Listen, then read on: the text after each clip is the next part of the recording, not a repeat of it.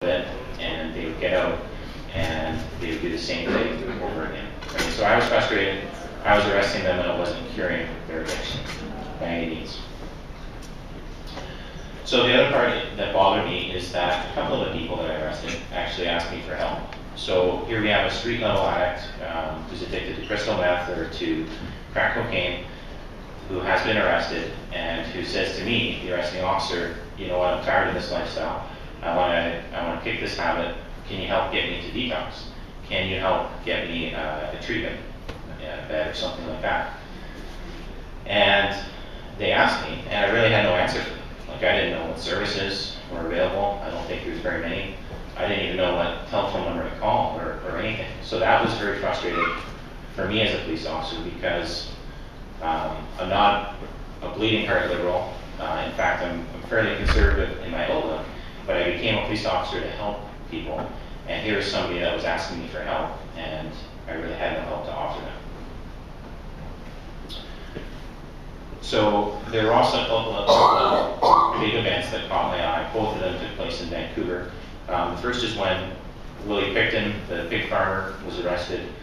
He's since been convicted of murdering 6 women from Vancouver's downtown east side. He's awaiting trial for the murder of 20 other women right now. Most or all of these women were drug-addicted prostitutes from the downtown east side. And I guess the light bulb kind of went off with regards to drug prohibition. And I thought to myself, you know, women really should not be getting drugs from a serial killer.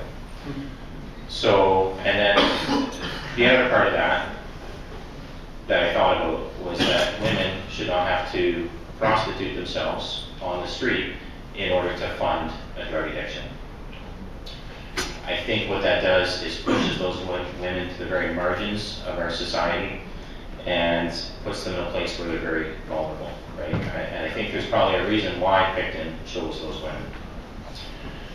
Now, the second event that caught my eye was in 2007. There were a lot of homicides in Vancouver that took place through shootings related to gang violence. And you may remember these because typically what happens is a media officer will come on television and will give a blurb about the shootings, and he'll say something like, these are not believed to be random shootings, or he'll say this was a targeted killing, right? And so I think, without knowing anything about those investigations, that's kind of a subtle way for that officer to reassure the public, right? To let the public know that those shootings are related to gang violence, related to organized crime, related to control of the black market for drugs, right? And so these are drug prohibition deaths. And I think that's an important term. I think everybody in this room should start using that term, and I think the media should start using that term. Can you say it again? Drug prohibition deaths. Right? No. So I mentioned this idea of. Pardon me? To drug prohibition. I don't understand that. Why is there a ratio of death related to drug prohibition? I think to be excess violence to me. Yeah, and I think stats can. Amongst violence in gangs, you know, in Seattle and downtown Victoria. I know a lot about violence. But it seems like something so organized and so government-run, why would there be violence against us or anyone that was a victim of that system in the past? Okay, I think I understand your question. The latest statistics from StatsCan that I've read estimates that about 20% of the homicides in Canada are related to gang violence, right? Which again, I would suggest is largely over control of the black market for drugs. And I think just to elaborate a little bit on your question, I'm going to talk about some of the harms related to drug prohibition and try and separate those from the harms of drug addiction, right? And I think that's something that often gets confused with the general public when they think about drugs. They see the problems in our society and they think that it's all caused by the same thing. So I'm going to talk specifically about the kinds of problems that we see in our society simply because drugs are illegal, right? First of all, I think that drug prohibition is guaranteed to maintain a high level of crime rate in our society.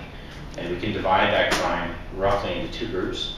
We can think of acquisitive crime, so break-and enters, auto thefts, credit card fraud, robberies. These are crimes that are occurring because addicts are trying to get money to fund their addiction, right? Now we know, obviously, that not all shoplifters are drug addicts, but the body of research that we have tells us that most of them are. Most of this crime is committed by addicts, right?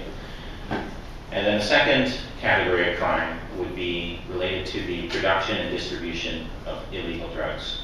So here I'm thinking about things like gang violence, money laundering, let's see here, crystal methamphetamine labs, right? Indoor marijuana grow operations. These are things that happen only because drugs are illegal. And really, it's common sense. I mean, if you were a rational person and you were going to grow marijuana, you would do it in a farmer's field or a greenhouse. Under the sun. Yeah, you wouldn't do it like the way it's happening all over Canada in the basement of a rental property, right? That doesn't make sense. That's not a rational policy. So, drug prohibition is also guaranteed to increase public disorder throughout our communities. So this is a broad term, and I think people underestimate how much it affects citizens, regular people in Canada. It encompasses things like shooting up in public, sleeping in doorways, discarding needles, loitering, aggressive panhandling. And these are things that are not necessarily illegal, or if they are, they violate municipal bylaws, but they still have a very significant effect on residents, on businesses, on tourists throughout Canada. So it's something that we need to consider as one of the harms of drug prohibition. Drug prohibition is also guaranteed to provide high levels of illegal profits to criminal organizations, right? And there's been lots of estimates from the Fraser Institute about how much money is generated by the marijuana industry. It's certainly in the billions, and this is money that the government just leaves on the table, right? Or flushes down the toilet, or loses any opportunity to get some of that money as tax revenue.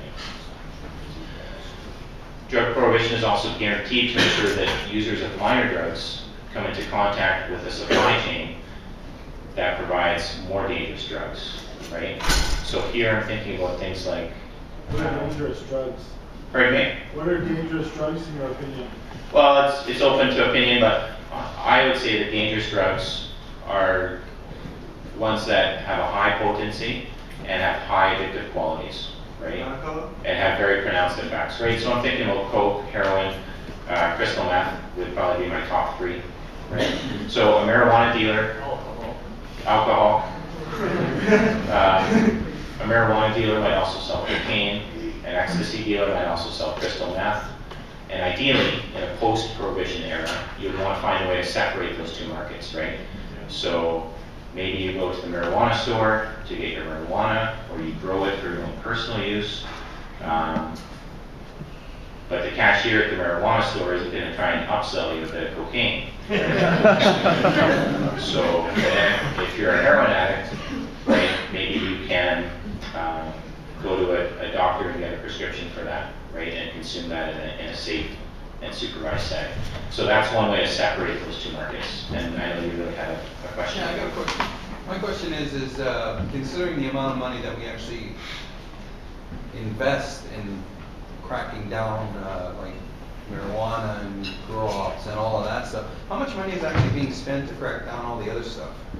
Like, I'd like to see in the paper, in my own opinion, I'd like to see in the paper that, okay, today we cracked down, we broke down like 4 crystal meth labs and this and that. But I constantly hear more of the grow-ups that are being cut down than all the other nasty stuff that considerably is still out there. Sure. I was just wondering how much is actually for that. Okay, and I don't have an exact answer for you. I would suggest that in police work, a lot goes on behind the scenes in the sense that we don't do a media release about every single investigation that we do. And in fact, I'm always surprised at a lot of good and excellent police work that just goes under the radar just because we don't end up talking to the media about it, right? So But I would suggest, just to answer your question,